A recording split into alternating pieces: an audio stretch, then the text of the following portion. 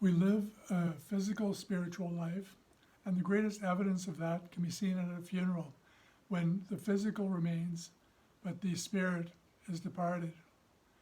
Now, what exactly is the spirit?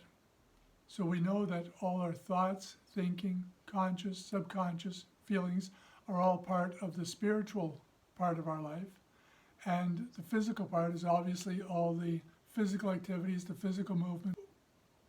To gain the most power over our lives, to be really empowered in our lives, then we really should take into consideration what's the power of our thoughts and how does that create the spiritual reality that creates the physical reality for us. Now, to learn more about this, if you can spare $100 for a coaching session, that'll be a great introduction. And if not, you can start with the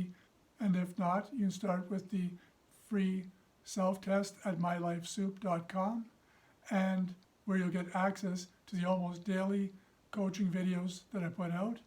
And if you'd like to learn more, then send me your questions on either text or email. Just respond to the links here.